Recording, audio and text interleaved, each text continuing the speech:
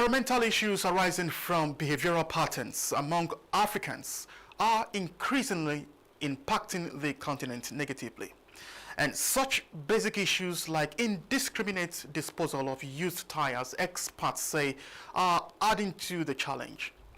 We will examine these and other issues of developments across the continent in this episode of Africa Weekly. I am Charles Alpha, welcoming you to the program.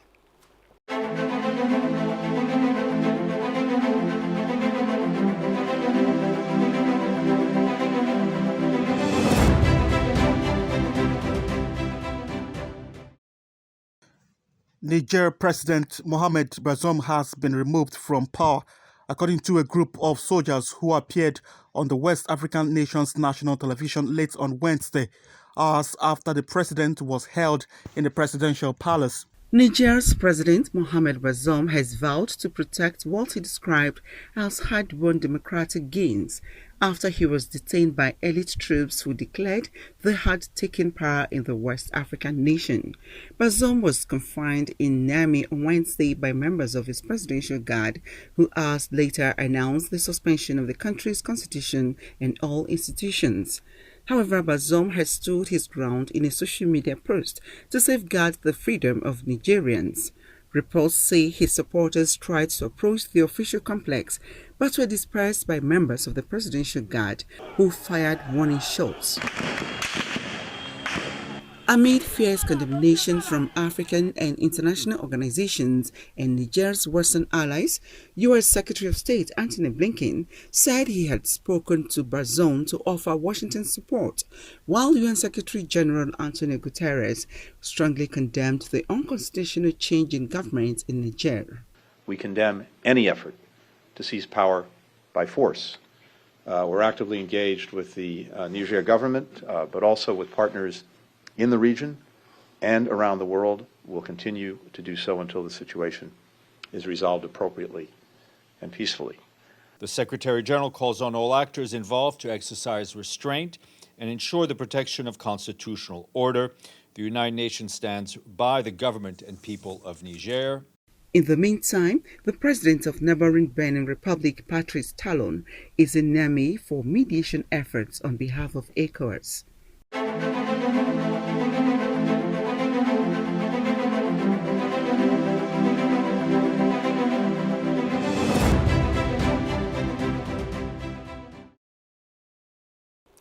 Ghana recorded $8 billion in the export of services in 2022, ranging from medical practitioners, teachers, and ICT. Now, to ensure Ghana's human capital is well positioned to win international contracts, the Export Promotion Authority has organized a forum to build the capacity of MSMEs in the ICT sectors on the preparation of tender documents for international contracts. The exports of services from Ghana increased from $531 million in 2001 to $7,605 million in 2020, growing at an average annual rate of 21.88%. Raking in more revenue from the sector led to the Ghana Export Promotion Authority (GEPA) training ICT practitioners in the SME space. The participants were trained on how to participate in international bids and how to have the skills and expertise to prepare tender documents. The president of the Ghana Institute of Procurement and Supply, Mr. Samuel Annan, indicated that most of the institutions in Ghana are not able to compete in international bidding processes as the requirements are more strict and cumbersome than the local ones. This, he said, demands that the SMEs are trained in that arena. We're talking about World Bank funded projects in Ghana, which is a lot of the projects ongoing. But unfortunately, me as a procurement specialist, I sit there and I receive bids, and the Ghanaian participation of Ghanaian companies participating in these bids are very few. And I ask myself why. I think the major thing is the capacity and expertise in putting together some of these documents. A deputy chief executive of the Ghana Export Promotion Authority, Mr. Sam Dentu, said the African Continental Free Trade Area provides several avenues through which the services of ICT professionals will be needed across the continent.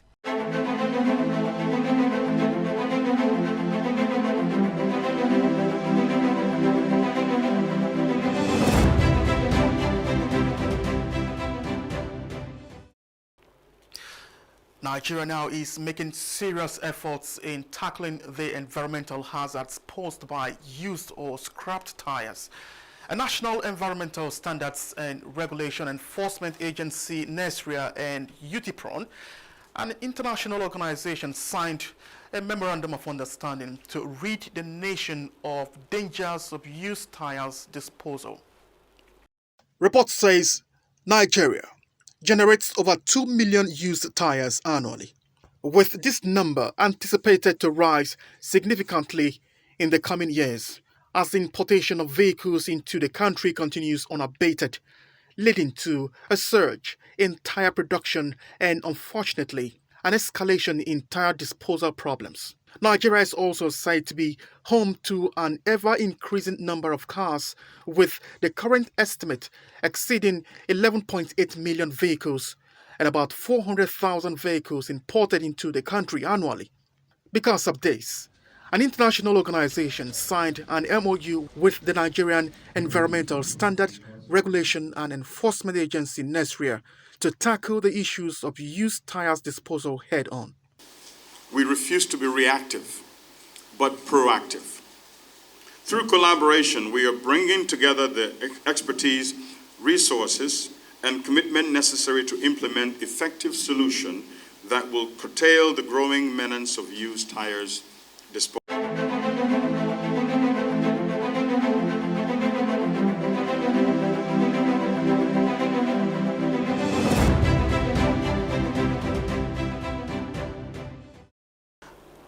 Joining me now in the studio to discuss a matter at hand is the Director General of National Environmental Standards and Regulation Enforcement Agency, NESRIA, Professor Aliu Jauro. Prof, we want to say thank you very much for coming on Africa Weekly. Thank you. Welcome. Now, so recently, what are the main components of the recently signed MOU with UTPRON in this regard, and how can this collaboration help in curbing this menace? The agency has the mandate to implement what we call extended producer responsibility, whereby any producer of any item is saddled with the responsibility of taking back the item at the end of its life. So the EPR program works to what we call producer responsibility organization that are formed usually by these manufacturers, the third party, and is given the responsibility of coordinating the activities of the collection and recycling activities in that very sector. And the essence of that is to achieve what we call a circular economy. So for the used tires, the PRO is the Used Tire Producer Responsibility Organization of Nigeria that we call UTPRON. So the content of the MOU is that the agency, NESRIA, is going to ensure compliance in the implementation of the EPR in the UTPRON's sector. Likewise, the agency is going to coordinate all stakeholders to ensure the implementation of PPP arrangement in that sector. The agency also is mandated to ensure the compliance with all laws, regulations that mandate the take-back scheme in the used tire sector. We are also mandated to ensure compliance with all environmental laws, regulations as enshrined in our act establishing the agency and in the various regulations that we have established. So the UTPRON is the PRO for the sector, and is expected to coordinate the activities of the producers, the collectors, and the recyclers. Also, the content of the MOU specifies that NESRIA should provide expert advice to the relevant stakeholders, the various actors in the field, especially selection of site, method of collection of these waste tires to either the collectors, the producers, and the recyclers. We are also mandated to coordinate the activities of the PRO and other relevant stakeholders to ensure that they come together and work harmoniously. We are also expected to receive quarterly report from the PRO on their collection, what they have collected and what they have recycled, so that we track the activities to ensure compliance. Okay, so and success. Now this some of these mandates, which you have with UTRON, but on a general scale, if you begin to talk about the general mandate of NESRIA and what you have just told us about your mandate with UTRON, how would you describe the impact the agency is making so far, going by, this mandate you have just talked about? The agency is making a lot of effort, and we are impacting on various sectors. Before, there was nothing like EPR in Nigeria. So we started the EPR program. Presently, this is the fourth PRO.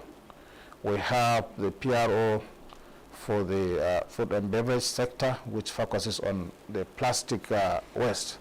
We have the PRO for the waste battery sector. We have the PRO for the electronic waste sector. So this is the fourth one. So as far as the agency is concerned, we are making a lot of effort, and we are always trying to implement our regulations. We have 34 environmental regulations cutting across different aspects of the environment. Okay. Thank you very much, DG NESRIA, Professor Aliu Jauro. Thank you for finding time to talk to us on Africa Weekly. Thank you very much. All right. It's my pleasure. All right.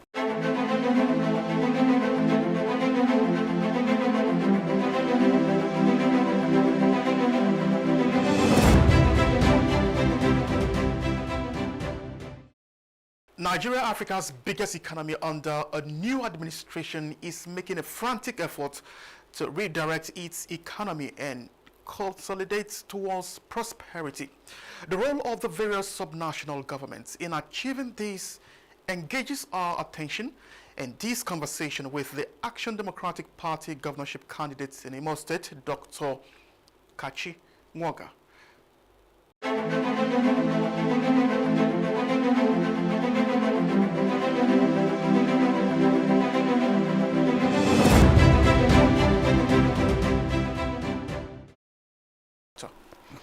Thank you, Charles. Thank you for having me. All right, now, good to have you join us on this conversation. But first of all, can you help us, identify what you think are the roles of the subnational governments, what role they should be playing at this moment of Nigerian political history? Every part of Nigeria is in one subnational government or the other. And if the subnational governments are doing well, it means Nigeria is doing well. Every citizen of Nigeria is a citizen of a subnational. So the national well-being, definitely, it cannot be removed from the well-being of the subnationals. What it means is that, just like Winston Churchill said, he said, if everybody can protect his home, then all of England is protected. If every state can do what they ought to do, and get it right, and it's right with those states, then Nigeria has been put right. So the subnational governments have a responsibility to, first of all, get it right with their citizens, with their governance, and their contribution to the larger Nigeria itself, which, of course, now, unfortunately, our constitution is heavily skewed in the direction of the center. But even then, like I said, if we all can get it right at a subnational level, that is the first level of Nigeria getting it right. Okay, now for Imo State, where you are, vying for the seat of the governorship, now, what role do you think Imo State has played, in an attempt, to contribute to the national development? We can't run away from the fact that Imo is the home of education in this country. We have the highest number of students seeking admission in higher institutions, highest number of children, people entering higher institutions, highest number of graduates coming out of higher institutions. And so obviously that's a good gift to Nigeria. And then of course, being tops in educational achievements. We're never really far from the first, second, or third. Often going below that, but then we are giving a good account of ourselves in Imo State on that. The next thing Imo has given to Nigeria is a lot of peace. Before now, unfortunately, that everything has gone wrong. Imo was always one of the most peaceful places to be, which was one of the things that endeared the tourism in Imo State, and it became known as the capital of unofficial tourism capital of Nigeria. Imo, by the way, has had the third busiest airport in Nigeria, for a while. Imo has been the fourth highest destination for packaged goods in Nigeria. Imo has had the fourth busiest switch in Nigeria. All of those things are contributors to national development.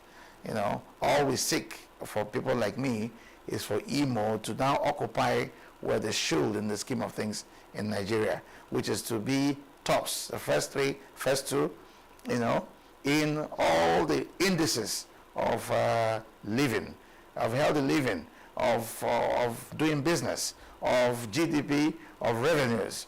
That is what I seek, because that is what I find is aligned for a state that contributes so much, and we are ranking poorly in some of the important indices of human development. All right. What are you doing differently, or what will you do differently, given the messages, of course, the kind of message you have also tabled right here, they equally have that kind of message. So what will you do differently to because the Imo you have of today is an Imo that is totally, it's not in place. Things are not together.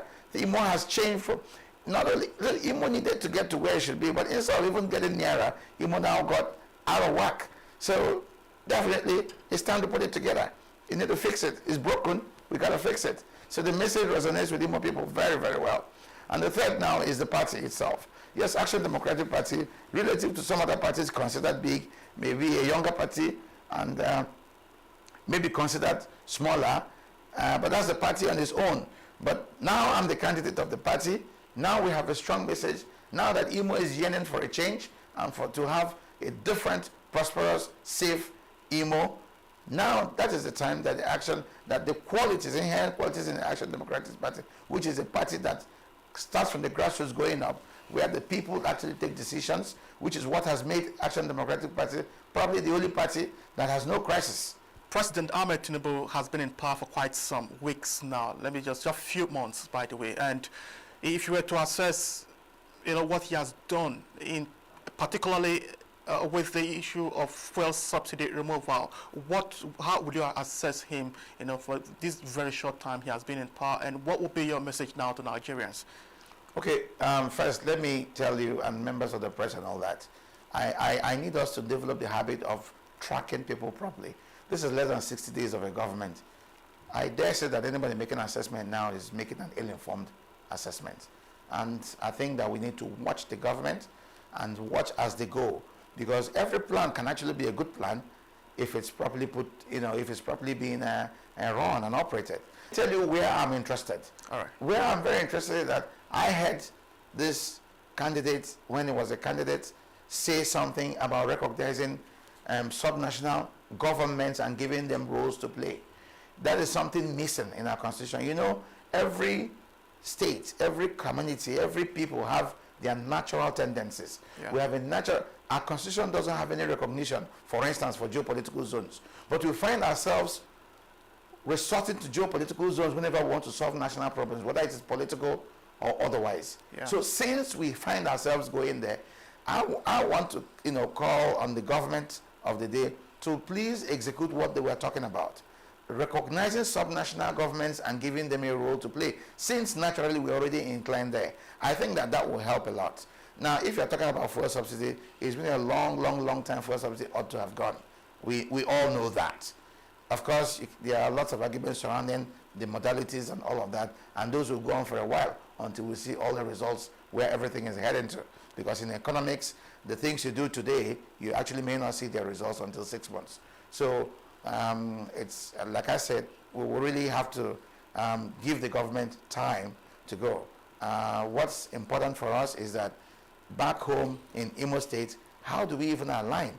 In all these things happening, how do we align? How do we take advantage of all of those things? What are we bringing to the table? What are we taking away? And how do we make sure these things benefit the man on the streets in Imo State? That's my concern. Thank you. All right, thank you very much, Dr. Kachi Woga. We want to say a very big thank you for finding time to talk to us on Africa Weekly. Thank you, Charles. All right. So.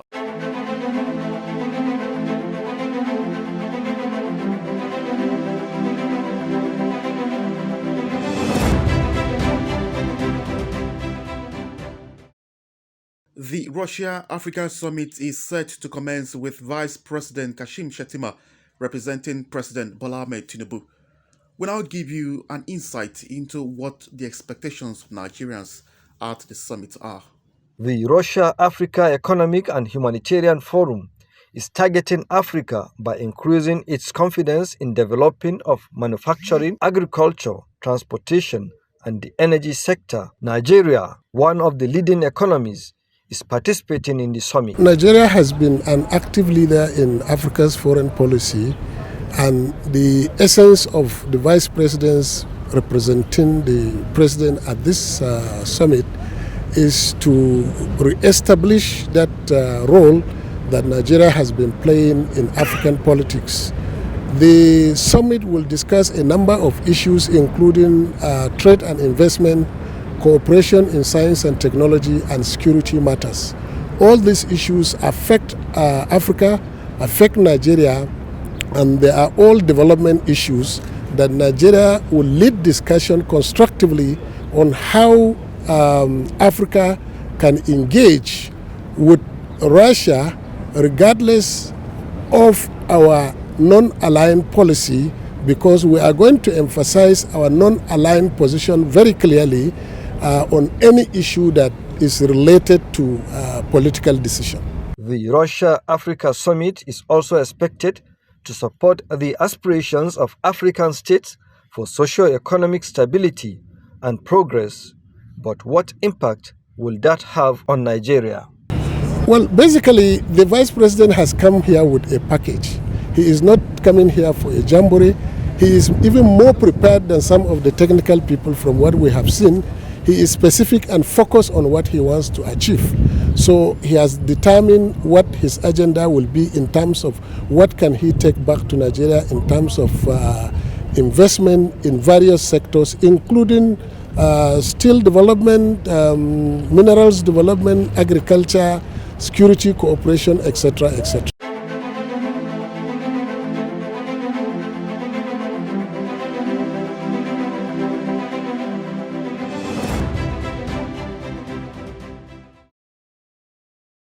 That's our package this week on the program. Many thanks for being part of it. I am Charles Alpha. Thanks for watching.